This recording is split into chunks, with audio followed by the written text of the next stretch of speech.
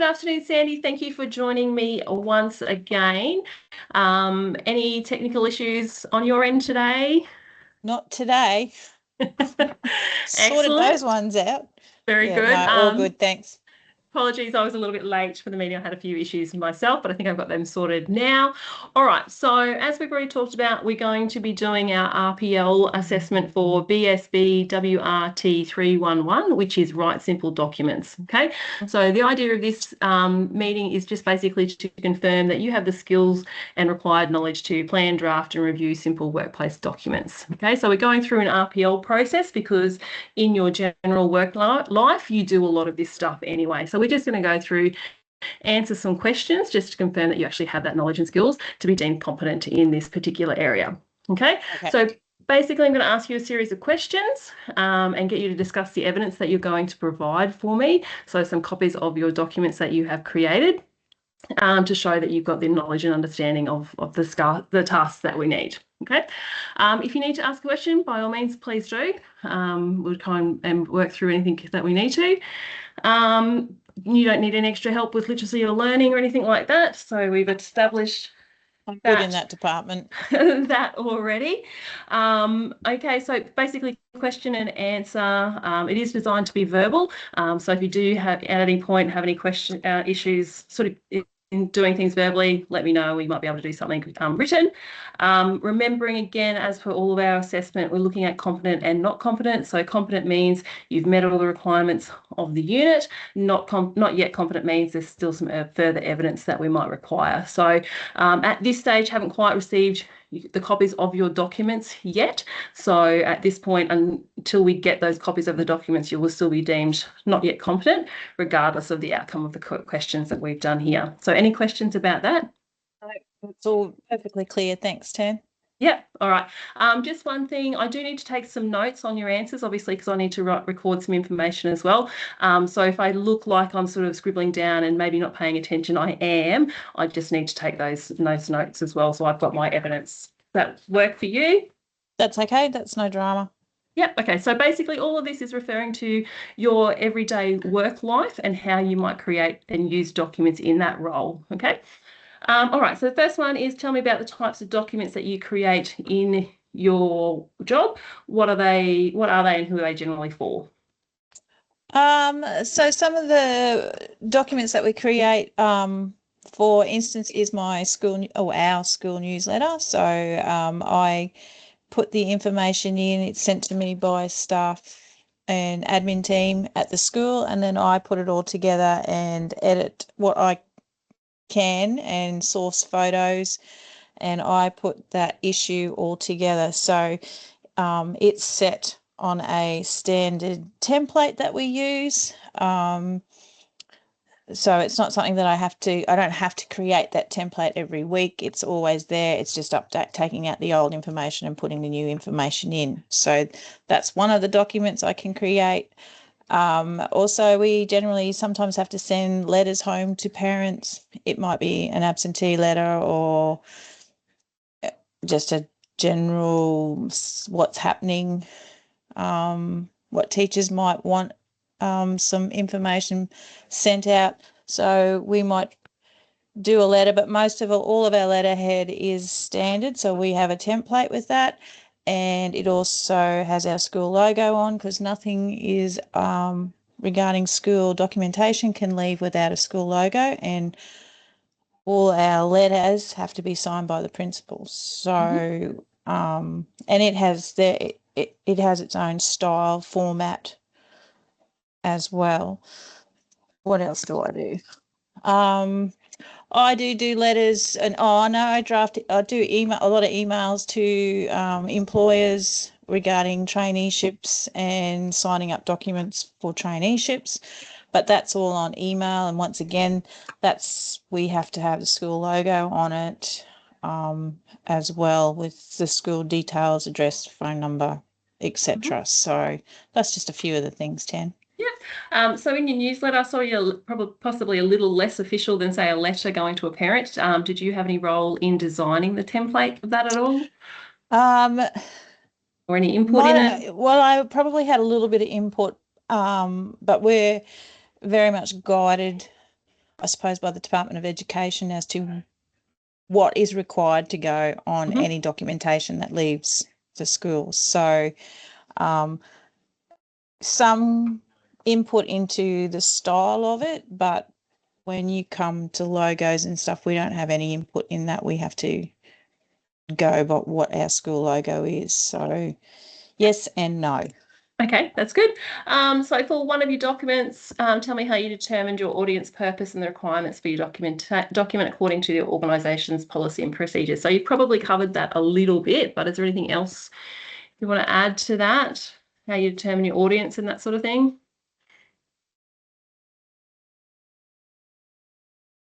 So Sandy, I've lost your audio. Wait. Did I mute you? Possibly. I've got you back. Oh, I may have pushed something on that. Sorry, Tam. That's okay. I am known as the tech tard, so I'll just put that in front of me. You're doing well. Look, we are deemed by the Department of Education. So what would you say? What do you call it? Our body of people is 90% of our, no, they're not customers, but clients who we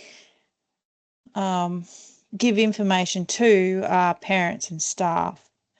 And then, you have your teaching staff on top of it. But I think I've got myself lost in that question then, Tan.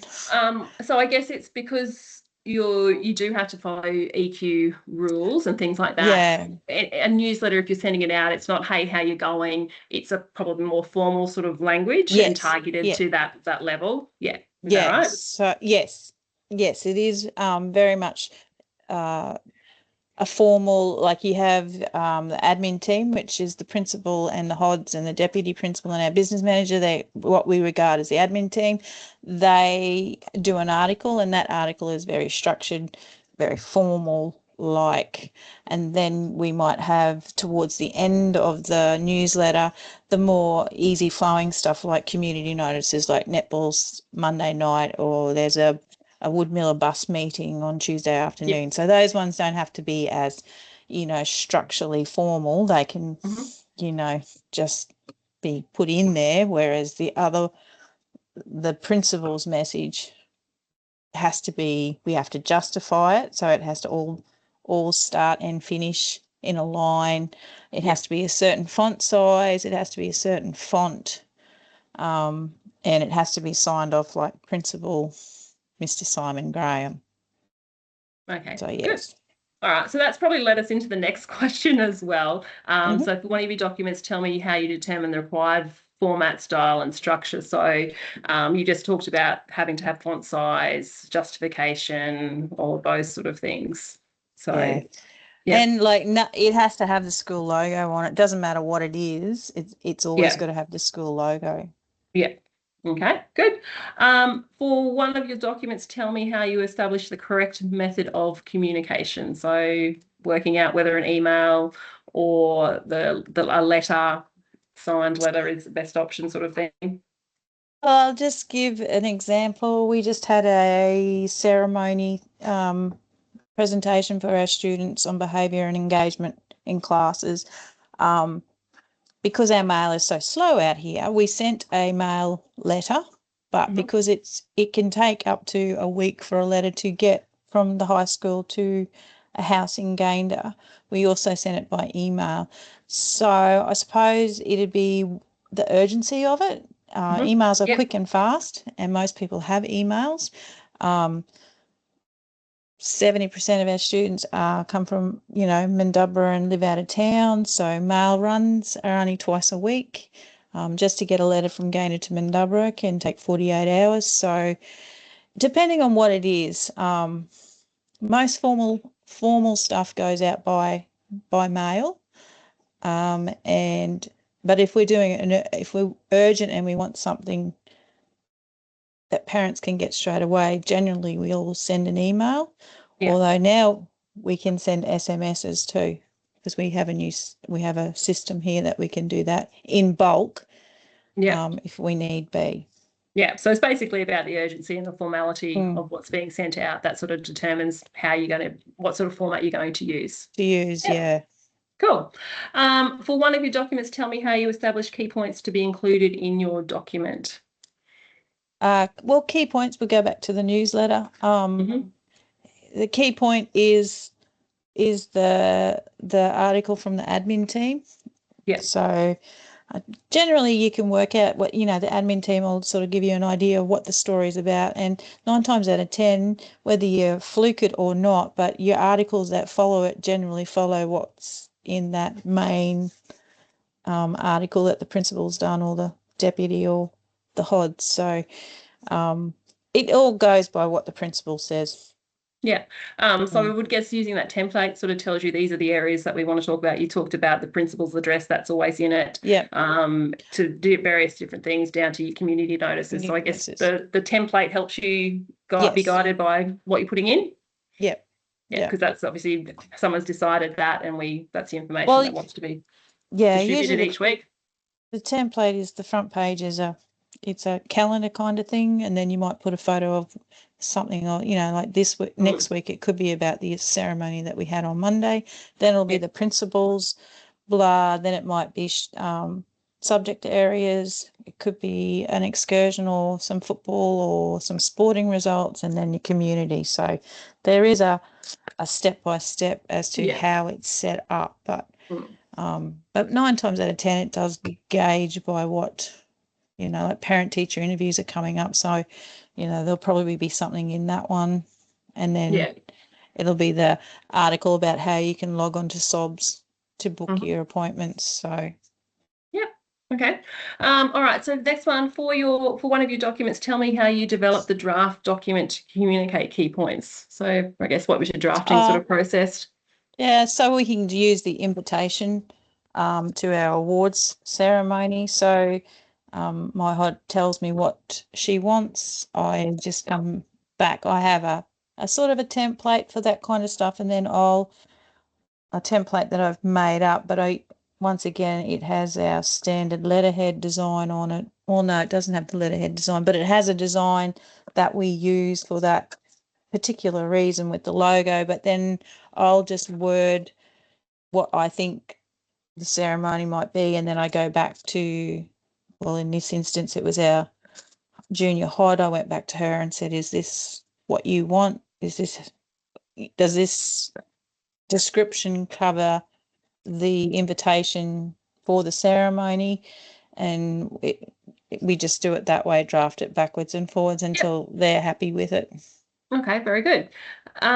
So you've probably covered the next couple as well. So the next two is sort of, for one of your documents, tell me how you've developed the draft document and the key points, and then how did you ensure you met the purposes and the requirements. So I think probably that whole drafting process, using backwards and forward with your admin team to get the right information. Yeah. Okay.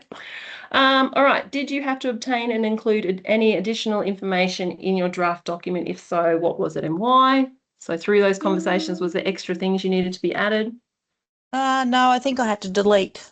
I tend to put a bit too much in. And Charlie had made it simpler. So More that's streamlined? fine that's fine. Yeah. Okay. Too. Cool. Getting there, nearly there. In your workplace, are there any documents that you must have a supervisor or a colleague, for example, proofread before you send them out? Documents proofread. Well, if